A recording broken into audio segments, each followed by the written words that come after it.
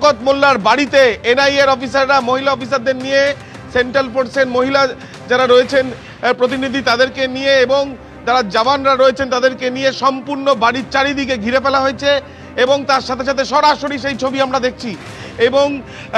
পাশে যে কার্যালয় রয়েছে তৃণমূল কংগ্রেসের, সেই কার্যালয় শওকত মোল্লার পার্টি অফিস হিসেবে পরিচিত, সেই পার্টি অফিসের ভেতরেও কিন্তু ইতিমধ্যে অফিসাররা গেছেন। কোথায় শওকত মোল্লা তার পরিবারের সদস্যরা বলছেন তারা জানেন না, কিন্তু এনআইএর কাছে বিভিন্ন লোকেশন তারা যেটা তদন্ত করতে গিয়ে পান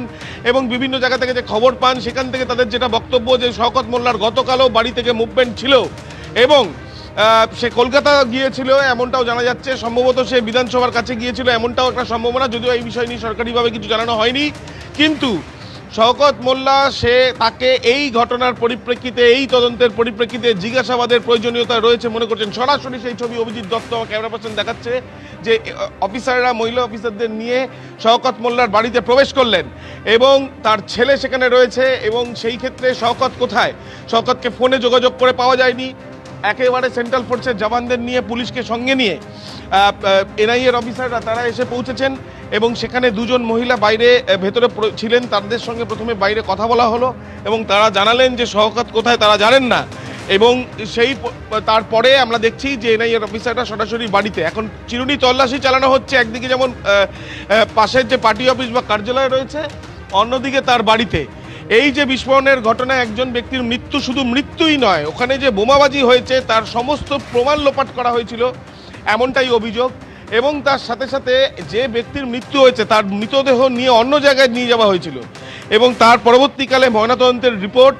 এবং পারিপার্শ্বিক তথ্য প্রমাণ খতিয়ে দেখার পরে অনুমান করা হয়েছে যে ভাঙড়ে যে বিস্ফোরণের ঘটনা ঘটেছিল সেই বিস্ফোরণের ঘটনা সম্পূর্ণ পরিকল্পিত এবং নির্বাচনের আগে ভয়ভীতি বাতাবরণ তৈরি করার জন্য এই ঘটনা ঘটানো হয়েছে। দক্ষিণ বামুনিয়া গ্রামে যে ঘটনাটি ঘটেছিল গত মার্চ মাসে, সেই ভাঙড়ের দক্ষিণ বামুনিয়া গ্রামে যে মার্চ মাসের ঘটনার পরিপ্রেক্ষিতে এই তদন্ত এনআইএ হাতে নেয় এবং সেই তদন্তে ইতিমধ্যে প্রাক্তন তৃণমূল কংগ্রেসের বিধায়ক তথা 2026 সালে ভাঙড়ে পরাজিত তৃণমূল প্রার্থী শওকত মোল্লা, যে মৌখালীর বাসিন্দা, সেই শওকত মোল্লার বাড়িতে ইতিমধ্যে তুমি দেখতে পাচ্ছ যে সেন্ট্রাল ফোর্সের জওয়ানরা তারা বিভিন্ন জায়গাতে কিন্তু সার্চ করছেন, কোনো জায়গাতে শওকত লুকিয়ে আছে কিনা সেই বিষয়টাও কিন্তু দেখা হচ্ছে। সব মিলিয়ে শওকতকে এই মামলায় বা এই তদন্তে জেরা বা জিজ্ঞাসাবাদের প্রয়োজনীয়তা রয়েছে বলে জাতীয় তদন্তকারী সংস্থার অফিসাররা মনে করেন এবং সেই জন্যই তাদের তরফ থেকে এই বাড়িতে তারা তল্লাশি অভিযানে এসছেন এবং তার সাথে সাথে আমরা দেখছি যে পুরো বাড়ি সম্পূর্ণ ঘিরে রাখা হয়েছে এবং তার সাথে সাথে কোথায় শওকত মোল্লা সেই খোঁজ করা হচ্ছে এনআইএর তরফ থেকে।